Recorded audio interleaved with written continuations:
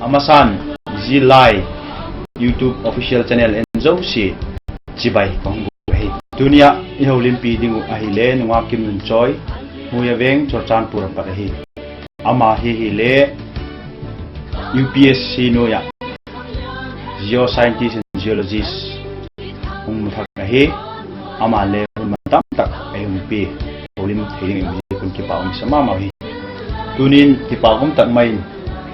choi Zillai member piu Geo-Scientist hongmu ama lotin na hong chan na chunga interview bol thidinga Zillai zo si thasang jikin ki paum sama sa pen choi chibai bo phukatin anu le hi manu chibai bo tin tunin choi Zillai YouTube official channel a ikin interview now hi dog ding hi Zillai te adinga thupa thuman tam tak nga pata het kinep na sang thal kine lidinga chun tu hin channel YouTube channel uploading ti lungyal na pui tu ten sta kana yo ji chu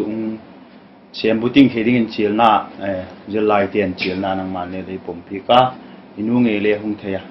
na chungun ki pak thu Zillai zo siminin ong ki gen sai choi gen taksa golun ki pak pium lo ma jenga jigola lotin na la hung chan hi aji tam pium ding hi ma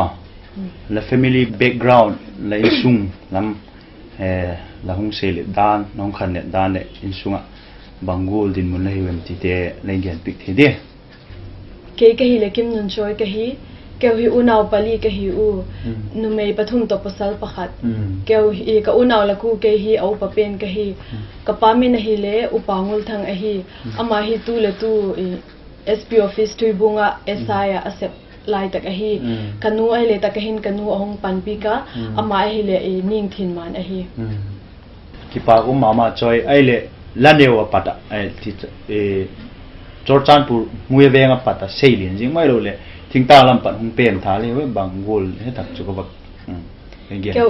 ke hi tuibunga nidanga keu hi ala khosa ka hi u kaneu pat ke class 10 ka chai ti chan hi tuibunga pat ala khosa ka hi u chun 2010 in moya veng in kong ke chon to tu chan tu hi moya veng khosalel ma ai le la su pi pau pasal chan khat ma lul ne ai le ama chu aniu pe ne aniu pe ne ai ki pa bu mi abanin chijel tin choi ai le lekha la simnalam educational background tilhen ji nursery pat long simdan ai leng gen pik the ki pa ma mai ne ke hi kaneu lai hin nursery pat class 4 chan hi logos school tu nidanga vibe having ki tu hi bi aizolon ki khun class 4 chan kalasima ji zo chun class 10 hi lalpui thloi foundation school bungmo la khun kala pass out ji zo khan class 12 hi Don Bosco higher secondary salem benga khun kala zo kita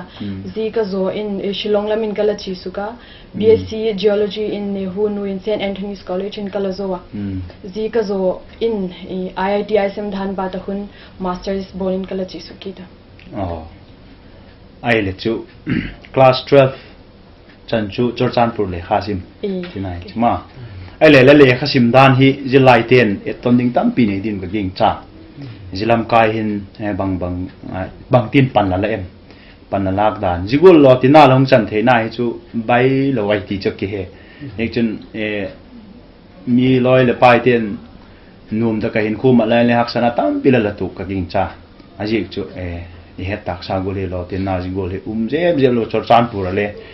en sim kham le nai lo he nu me jik dik chu he sa golin jigola pan la hung lak na le kha long sim to na lam kaya Zillai te ading ton tak thing tam pium din jing cha gen tak sa golin zilam kai chu nam gen pik thi le che ki paung ma ding ai ki pa ko ma ke hi ka wang pha ti mai leng kan neu lai pat hin kanu le pa hin le kha doi dan he la hil u ji chu pol som le ni hole hoi te ken kong chai the ji ka le kha sim dan hi tu ka sep na mu zing chu ka neu lai pat kala tuk a hi lo zikin zidenga khan chu kala ala ki sing sa to chu ka hi dik pu ele zi ka ki sing sak na hi masters ka job dinga ka ki sing sak him chu masters ka last year ha ke sing sapan ka hi mo e chu 2017 to 2018 zikum te gel he ka ke sing sak na kum a hi ele masters ka simlai a hi zi ka khan academic lam ale ka le ha sim job lam khan le ka focus thei tak tak pu zi zo khan e placement ka music ka khan e ka placement ha ka va join ele sepna khat join a hi kit phatin I doi gulin le kha ka la sim thei kit pu ai le tu ka sepna hi chu pathin e pik liu hi in ka koya ka le kha simdan hi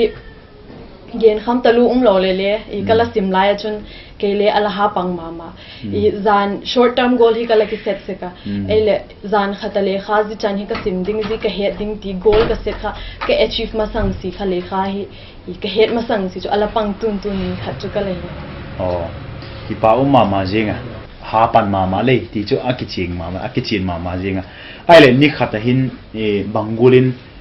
sagnan jing kalam ni lam da kal bangzan vel tu dana lawak ken kha specific dewin sagnan routine type zilai chan piten le ala sim theo nanga pata le kha sim dan timing ala ki lak son thi kha ku kinep nine specific dewin lam hil thei di ki pa ko ma ke hi morning person ke hi logic in atang pi lekha simna ding hi zanlam dewin ka koise ka ji chu class ke lak zo apat hi da ku lekim chanvel hi library in hun kamang se ku ji zo phale hostel hun ki leki tin ante honen ki suthingin zanlam hi da khat dak ni chanvel hi atang pin lekha ka sim dew tang pi ai le hostel hun tam zo mang dana le ai le ina ti chu sagnan nursery pat lom chun hostel chu lom lo di he sai sagnan class bahem zat chan chu hostel lom sung hi kum bang zat hi mi mai di hostel ko hi class 12 ka zo pat hostel ala char ka hi 2012 pat 2018 chan kum gup chu hostel ala sailing ke ai le chu class 12 chan chu ina pat ma ki pa choi ai le I naneu lai patin tilehin nursery patala hong se hin lareng tilehin class hin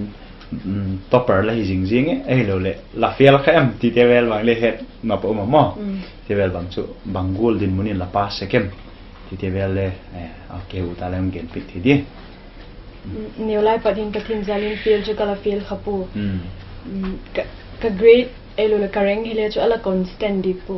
achang le topper chu kala hi khaseka elo le achang le top 10 in le kala pang ham zo seka class 10 khan lalpui loi foundation school khan topper kha kala la HSLC exam na khan class 12 khan ka hi ki la chu average tabangin ka chi ki ta nehu kahung BSc kahung zo in ele third ring in kahung la ki ta masters kahung chain chu average student danin kala zo ki ta ai le dan chu na le constant lo mo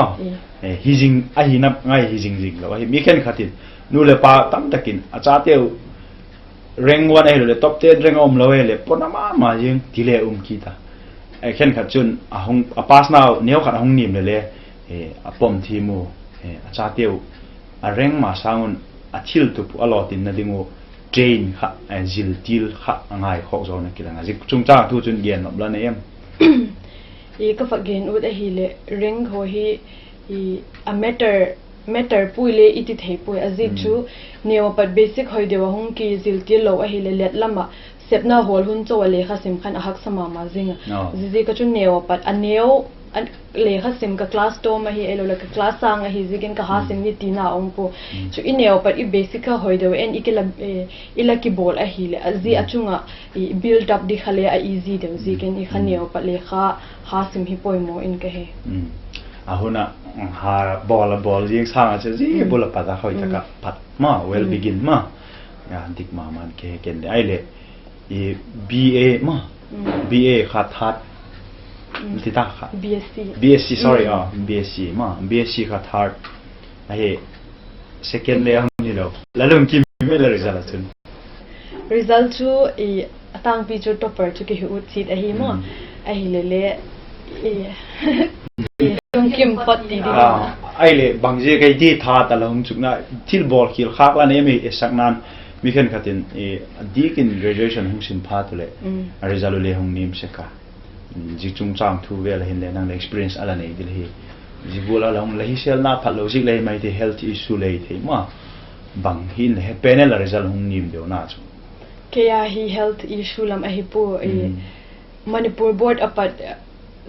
nehu board ka hung join khan board ang chung ahung chung phat tak ele le khasim dan khale panlak dan khale achum sek angaya amau board in tu Manipur board is simgula hi nehu board ke sim thelo hi zi a pattern nu kha ken kala man thim vakpu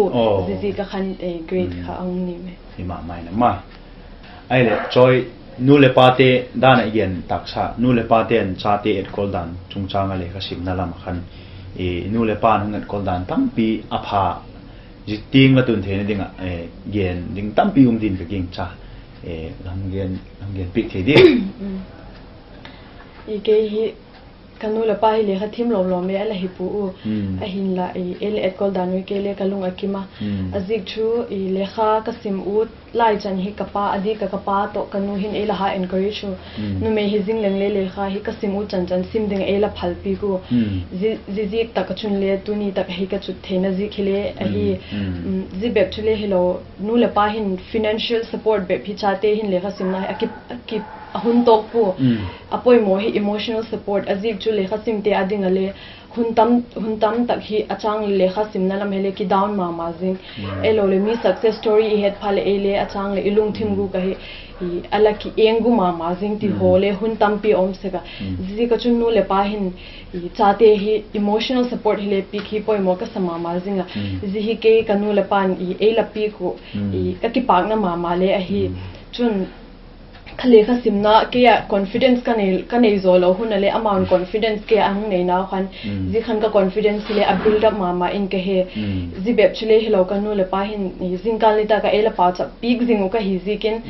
ji ting chan hi amaw za la tung the ke hi ma kin le ki pak thu ka wa gen ai le tu le kha simna hi to e saknan khota social akimat ko chum lama le kimat hi mi khen khatin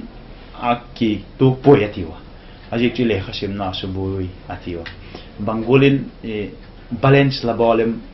ai lo le bangul la ki mangem ti kha kimang chu kimang den kang ging chama ma jinga bangtin pan la tawem la le khasim na subui lo chu ai ti kilanga tu ting ala lo ti nai ma bangulin pan la tawe tak chu ge no ang ge pik thi de ko chum le khatanga ki mathi apoi mo ma jinga mi hin khadi le social le ke mate azik chu ingen na ki hing thelo hi ken ma keile chu ka thei khamin kala ki manga suti ka nei sun kong pot phale la zil vel elo le mithigal wai vi mithi ina chu to velen kala pang se ka a hin easy ho hin le khasim hong su kha lo chu mi mal time management in akhinga time management team hi poimo a hi tang pi ai adik khop mai ai le tu hi Geo-Scientist nang sep na mogul hi eking tang mi te la ka amukha tawe bangul din mun iwem ti chu nang man he ma di le hi mo he yan pik thi di le e thing tang mi a hin Zillai sung hin chu om lam ke khapu ho marte hi nu me khat hi auma rose lgt khat auma chun thado te hi pakhat pani hin ke aban in chilen hobbies and interest lam la lung lu na la hobby develop gen pik the di ke hi le ka hobby hi la novel sim hi kala lung lu ta ka neo patin le khasim ma le khasim hi lo novel sim le khasim to novel sim hi aki bangpu azik chu achang le khai sim pe lo hun le novel ki sim tho se kha hi is bana chun traveling hi le kala lung lu ta ka theidan dan in kala travel vela ji bana chun swimming class te le kala pang sa ka swimming hi le kala lung lu tai le aban hi bang ma kala bol zompu ma swimming ting chu hi le khasim hun sunga hin le khala sim la newa patin haksa na tam pi tuk ding mai a hen la jite chu pathi nuk sinan la ha pan na jik le hintin la hung zo je la a hen la hak sat na le hen mil lo hak sa la sak ma Zillai ten le hak sat na sak ma hun hi ki surrender kini give up ambol se ko alo tin ding bul no ting zo lo tam tak Zillai le umu ji chu nang le khat tệ cho tụ biên công viên cho bằng là tụ khẽ là này lên liên hiện bị biết cái bảo của mà học sát na thì này lệ cha gà gì cái học sát na cái tụ cái bùi mizoi xin cái tụ chỉ tại hiếm mà lệ học xem na lệ cái học sát na tụ đi liền lom cho cái lệ này khá bùi bắt hin ra lên ahin là cái lệ học xem na cái tụ na làm à ahin vật gen lên last year cái hi kumin placement khá company khát cái đôi mà khát cái là chú ấy cái lệ confident cái top thôi cái là oma ấy lệ gì khá cái là mua lâu in gì khá cái lung team anh mà gì nè gì failure cái vật đẹp khá học sa cái什么mà gì nè cái là step ut na gì subject cái là cái bát cái là step ut na hi mun pani ấy khát chú oil and natural gas corporation ấy khát chú GSI tu cái mua pen ấy zi ONGC campus interview kala chuda kala mulo ka puk na kha zi khan kele physically le ka drain out zinga kalung thim hole na ka samama zinga ahin la zilai ta ka kanu la pan zi emotional support e la peki ta zi par khan pan tha ken le ka hong la ki ta tu sep na ading hai preparation na sata ka kala pan na failure ka hi hak sa ka ai le bang tin ji hak sa na pat chun lahum ki he niam them lahum overcome ai lo le ji kha bang pe lahum head mil thei dam ti mai ti ma lahum ki bilap ki dan pan lahum la thak ki dan bang tin pan lahum la thakem ti jo lang ne be ke kahung ki pat thak dan a hi bible chang hi mo kanun bible chang khat e la thota ji chu David again mai le kilom lo mai thei le David kha agal lagte khana hong lag zo a story chat khale bangol chat hem ka heta pole a bible chang chun David chu amala ma pathin na la ki su hat ki tati agal se paite zo si azila chate zo si galten ala lag zo David kha pathin lam amala ma hong ki su hat ti kha zi bible chang kha e thota ken le zi ka umna kha ginglo tu te la ka ka hi mo zi kha e pathin thuai vak holim pi thedi ek vak encourage thedi le kan nei lo la kha ke le ke pathina ka vak ki ki suk hat poimo a hi kaung he ken le zi khan kaung ki su hata zi kha pan thak lap na kaung ne a hi ki pa khop mai ying tu te chu hak sa na hun ne pathin nei te ham phat naw nang do taka wa ala experience nei ta bel chin do ma ti ding hin tin ai le mi khen khatin in sum hak sa na ji kin le khasim te hi atun di golo alo tin di gol le khasim lam hak sa na to ko ai la mi khen khat hak sama ma le lo tin na sang tak chang le jel tho jikal hi bang tin ngai dan le neng gian lo ne sabten le gen ta where there is a will there is a way tiu ma itu tak a hi le chu in sung hak sat na te hin ilung thim sunio le khat itu tak chu alam pi di an le ki khut tun jing a hi mo I chu timing chu vai ma lo mai the ai le tu bang hin suppose can pam pakhat ka tu pa I chu akha ve thu in mu the jing lo leng le ade until at ke le ke kala ki build up the chun I sep na neu cha ke ka phak the financial sum le pain ka nei lo lai le sepna kala neu cha kala pan the na sum ka ki khola aban bana ka doi pen ka tung ma sang si le kha sim theina lai ka hi mo ji ka chun financial hin chu ilung thim le suneu the a hi le itu tak a hi le chu e subui the ding in ka ging cha point ke ma personal view mo ele ki support the ma lampi tuk tak ai chuna umiti Zillai te ne he ding chu itu tak na ai le lalpan pathin ni pan pin tin alam pi ding ai ti cha choi patin ne heo cha choi le het golin in sung hau satak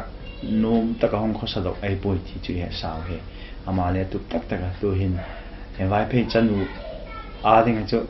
ki a pi tak ke son pi tak Geo-Scientist sung hi thei a he ek chun Zillai te ne tu ama ge na pa chun le ngai tu na tam pi nei the ki ne mai ai le choi nang ma man he chin pen di le kha sim sunga ngai zong dong ma ngai zong nei hi bang a phai in he ai lo le a phalo in le ani le umu ani lo le umu ti cho he sa he ji chung cha hen nang ngai dan bang ai bang gul ngai dan lo ne Easy to apale ti thelo phalole ti thelo himo azi chu I ngai zong nei pumale mi aki build up le mi tampi ala umintin mo ai lele atangpi emi te hi chu I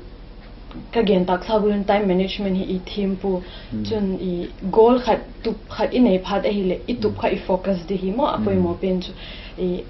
zikha I tup kha I focus di kha I tup cho I focus di kha ek kai hek the a phat ai le I tup hi Zillai ading in hak sa se mo zika chun I ngai zong cho hi lowin mo social media hi telele zi I focus kha e kai hek the zo si par khan I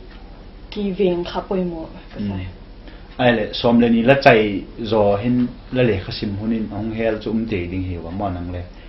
la ki ngai pi le mai the mo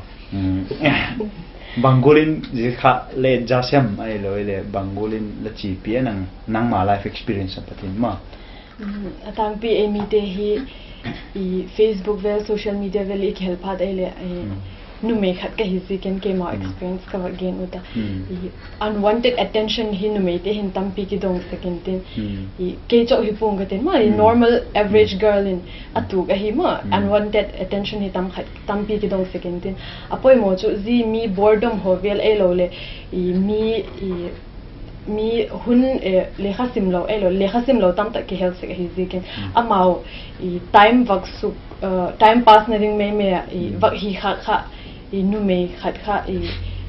I value atang ta lu mo zi kha hun khama zi ho pat khan ki veng avoid thele hin mo I ken le zi kala tu kala apply ti mai ka kala apply se nu le pa te hi bangul to ka panhong la pi ti khata khan neo khat chi ngai tha hin na bang I sang a detail to deu khan yen thela no de saknan nu le pa te et kol dan hi emotional support tele ngai tha financial support tele ngai tha dikhe la khan gen bela no da nei ngai nu le pa nu le hong a tu jan hu nei ki pa ma ma jinga ama le kam hat kam ni gen no ani le gen din ki ne ji ma chun I pa zo kha me lo inu zo hin Bangolin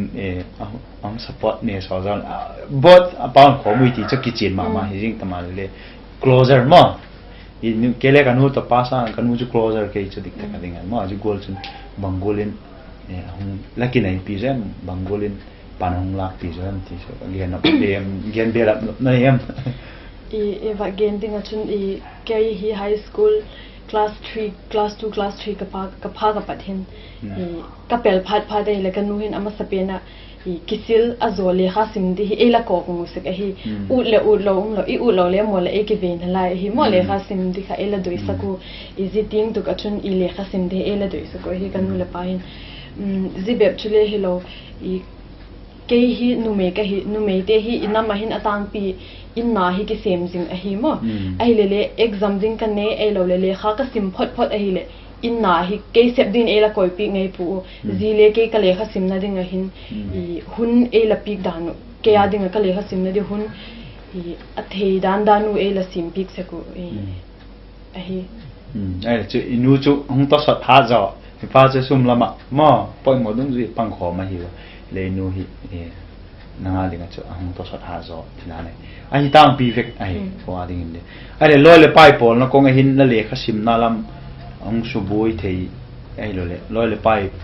mi khen kha chu lo le pai pol da na thi lo ji ko le kha sim su boi thei tam pa ma Bangolin lo le pai hi la pol second ke in ka nature hi loi le pai hau chi ke pu mo zizi ka chun benefits le tam tak oma loi le pai hin lagen chu adik hi mo ela tung ding theya ela kainim the mo ke le masters ka sima ka roommate nu uriya de khat to ki roommate ka hi zinu chun zinu le kha amale in sung haksa padhong a hi zikin le kha sim hi ala ha bol ma zinga ele zi amale kha ha sim zikin ke le zi ka pachun achang le ha ka sim pe lo hunin le inspiration tam tak ama pachun kala musika zizi ka chun loi le pai pha ken le kala experience mo loi le pai hin e tung ding the hi I tha dalai le ela motivate the hi zizi ka chun loi le pai pha hi le ki sim he poi mo ki pa ma ai le me mal lam vak ki dang len life budgeting tiêu sap te chun kum ji zat pha le ji nei ka din pasal nei ka tin ma zat ji zat hi set na nei ding kai ti min life budget se ko life budgeting hi la nei hi me mai le bangol tu hi it is a chi pot ti dam de ai le ngai jong ti mai len ki dong mai len a ong alai ti dam nei chuma chu ong ta lo ti le alung thim na thei di tam pe lo min gen da mai tang ka ai le i begin honga pasal nei to Zillai ten tam tak hi sang pi hung tungu ma to tin na mi tam tak ina ki pak pi u tu sang nan i pin ni ji pasal nei ni i thi ni te chu ya ninga very important ma ai le tu hi chu na nga dinga chu lama ba la set na chu gen ta lawin la copy ni ti mai ma chu hong hi dinga he begin hong en lo te mai lo le he bangolin la lung la gelam ki pa ko ma ke hi kaneo patin covenant card khat kala sign ma to be sexually abstinent before marriage ma azo pathin dan thing tho pasal nei di covenant card khat kala sign ji chu ka supi ting u tin te nei nungak man tam tak le tu hi ang he le tam pium di ngai jong chu nei khasam nai pon la mo ai lo le ani mai la he le ki dong mai len na la gen u chi dim chu he po la gen u lo le no problem ma cha no mai khat hi la chu ong hel lo chu lo detail lo a hi ma zikha e man pilwang ila pilwang de ma side pa khaila pilwang de ai le e thing ta mi te lak te mai tin a hin nu mai te hi andi kin chak sang te mai ti ma chak sang in na vel ding hin kingai na khat he akine ya India gam hi min le India ma jigul girls education ki support lo ai na jigul lo tin na long chan na hin bang gen no da ne nu me hit chak kitchen ading to a hipu ma e pu pa te khanga chu nu me ya tang bi kitchen to to a hi e tu lai feminism hole zilam to ke sai vek hi ta ma equal opportunity education lamale nu me posal equal ta ka opportunity pi khi nu le pa ten le amau mo pok na hi ma zi hi posal beb hin inam tungding a hi pu nu me te hin le inam tungding a hi ke va ki gen leng tu hin ke hi nu me hi jing leng le zitak chan hi ka sep na chu vagen kham ta lo le inam le gama dinga azem hoi tu khat kala hit ka hi mo tu hi ze ka chun ken easy nu me hi kitchen ading chaw hi ti kala ka pom the ko ai pom lo ding hi mai nu me le lo tin na sang ta anei theu ya chang theu ti chu nang patin le ki chen ta ki ni mu ma ki pa khop mai abarin chi kitin choi social media da na khan igen kha social media chung chang hin aphalam le ma selam le manang man hema ma ding le ke sang le zon natin Zillai te hin bangolin chi pi le hin bangolin mang phachum the le hin bangol chi pi ding hem ti ngai dan gen no ne le gen pik the din social media hi akigen sekdung zuin imat thim le ya dinga pha imat thim lo le ya dinga sit na tung thei ti hi mo I can le nidang khan Facebook kala mga Instagram ka mga chun WhatsApp hile YouTube hile pakhata minute som la nga som ni I khoi le abona hi aki khoi utte je hi ziken mo I hun hitampi amang saka I kele zikha kalamat thim lo ziken I kahun save thena diti in Facebook kha kala di activate mo azo YouTube hi lekha simna dingin kalamat ko chun social media hi adika Instagram hi ilung thim sumang thei tampium azo thil phasanga thil phaloi tun thei a hi zikin tulai competition sangta lekha simbe pa competition hitala fashion le competition sangta zika chun mi nop sang imu phat ele aninga lekha va sim ti kha hi thelo I ngai tu na tampi ile kai hek the hi zikin social media hi mang thim lo iki sakai uninstall me hi tinu ma zibek chile hello azo aphatsum na lam ding hin tulai hin I social media hi ta hen la elule technologies te hi mat changkai the mama azik chu exam ek prepare na ding hele materials so tam tak internet apat ki muta ma tu bang an academy app ti ho bang ko exam I bol ute le UPSC a bol ute SSC bol ute ading ale tampi tak te teaching e ta chu zio kha imat phat chum the le mo zio kha mang phat chum ne hin e adinga I phama ma ding e te king cha ki pao mama a phalam a mat phat chum thim hi poi ma ai ma tu ni hin inule ahung thea ki pao mama jinga amale dot na khatle ni wak ki dong uta choi lo tin na chunga hin a lo tin la het niu le ba ahun bangtin la hi me bangol lo tin na chan hi bangol la ki pa la we jing len bangol ngai dan la nei wem la lo tin na hin ji choi ahung lo tin huna hin na satakin kap zenin ka ki pa ko aje chu cha tam tak aphat lo je ka nu le pa akap mo tam taka la ya alo tin na aphalama kap je na ki pa ka hiu ti kha ke no ta ki pa mama jenga nu le pa ten cha te et kol nalamo hin thuai thap no nei vin kong king cha choi le lala et kol na zalu jiting hi tunga he mi him chu hing te aphabuki mi umpui le te to panal lak naw hi he no mama jinga lengen pik he dinu cha te hi anewo ki panga hin zalen taka koi lo mo in sunga khum to pi mai apale bang ti ti dem uniform lama hi deu ji kin astrik mama jinga mo cha te et kol na hin skula kai huno akayu lele kitu taka ina ki panga vat thak thei ting ting vat thak va pui ji pui lo ka la khale ti kha ina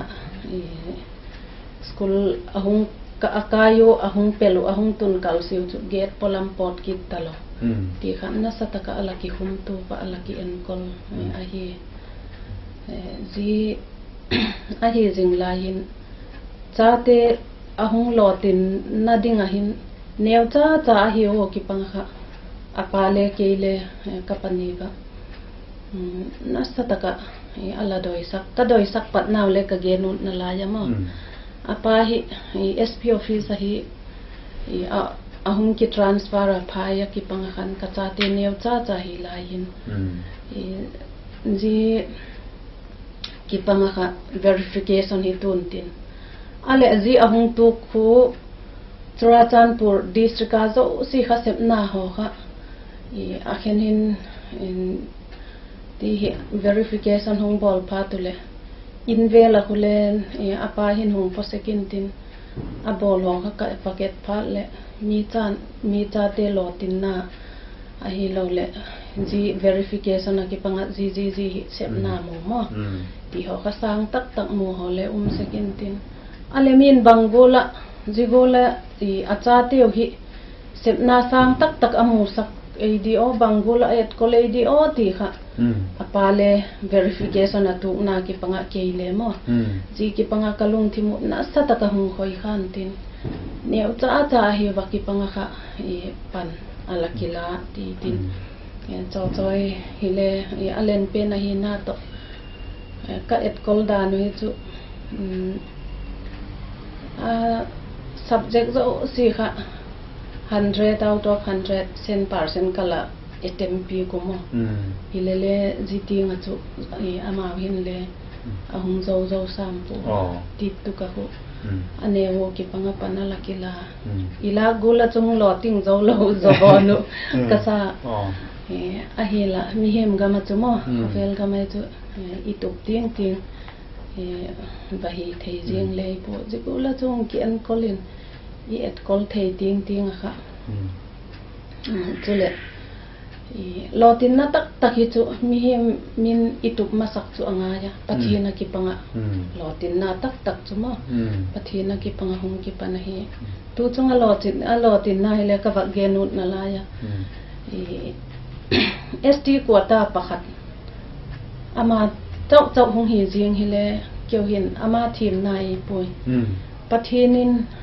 India gam pumpia ST athim kol lewai ho khale tam takum ji holaka e chanu pen hung pang pha tile ji thu pathinin akoi alotin sak a hi lo le mi him thili theina ai lo le pil na thim na hung lo ting hi po na ti ka koi na wa hi jina lai ta ka chu mi hemin tupin ichate et kolnan mo tum jing le le apoi mo pen chu pathian hi number 1 hi pathian pang lo ai chu lo tin na tak tak thei lo hi ti kha ka ba gen ki do ai le mo nu cho choi da na khadot di om tak che hi Paul hung sang lam hung chiu tuition ve la lak pi se ko lo le nang la hil thi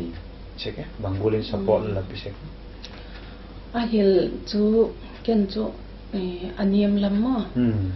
class 6 tan vel khu phatakin ka hil theya ji ki panga chu tuition ho chu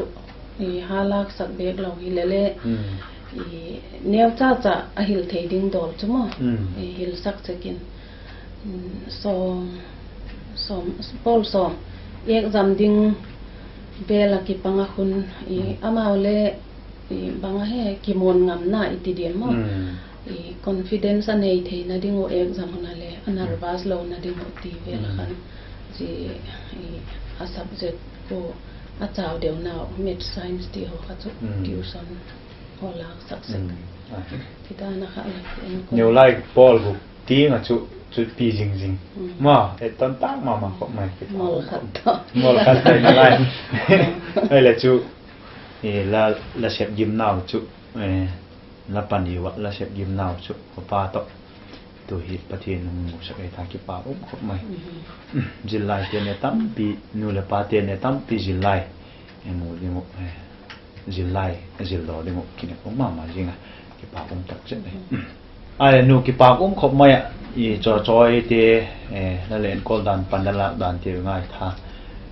nu le pa te a ding a thwai thak nop cha te kol nalam kaya chom kim taka gen nop la nei len gen pik the di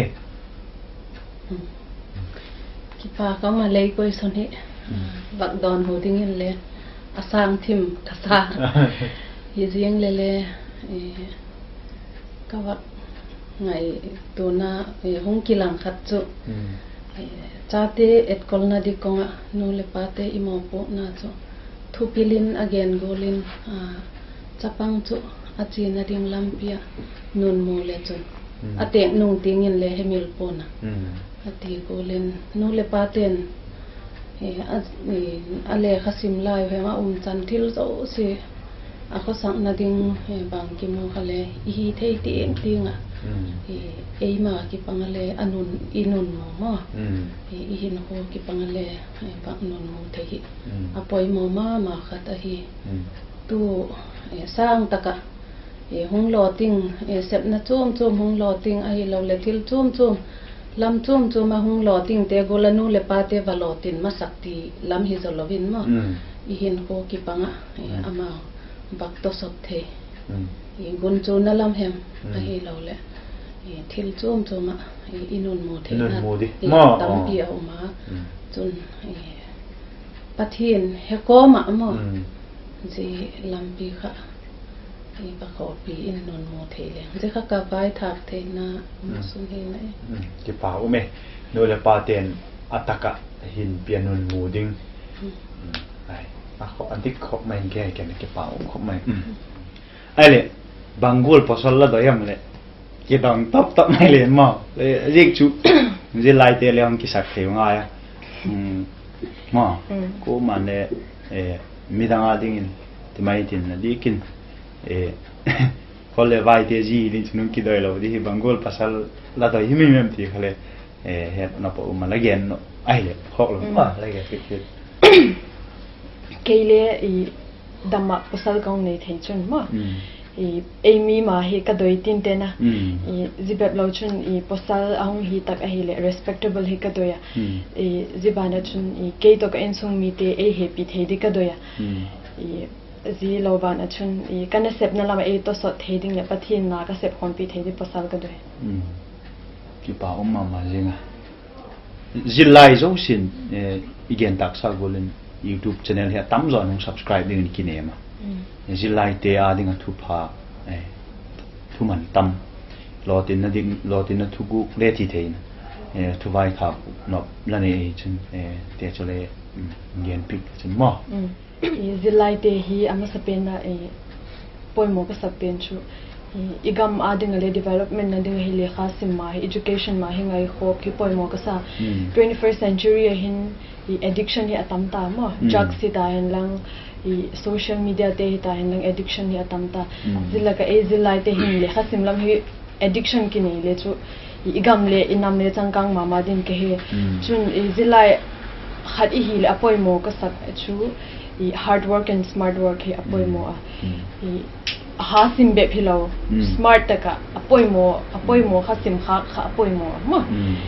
zibe lo chun ile khasim sunga hin tulai Amy be philo mi zo si hi le khasim hi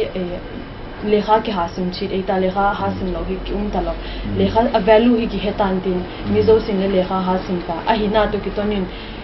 goal chung mi chunga idlen theina ding a poimo ka sak chu pathin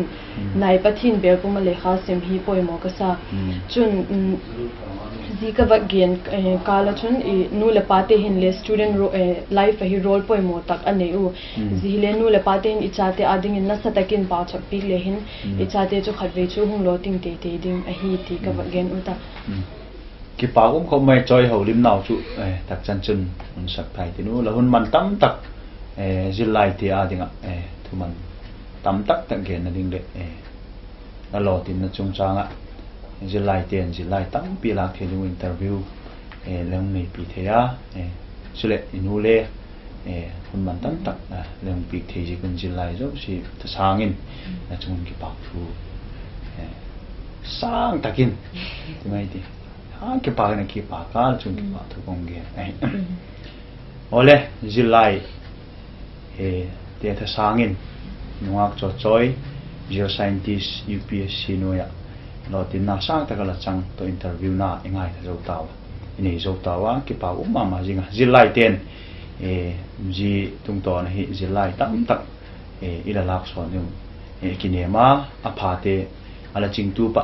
ataka ala zom ala zui the dingin Zillai zo si te ikichil ai ki pa ke Zillai dam sol hen hi Zillai official YouTube channel hi ala like subscribe share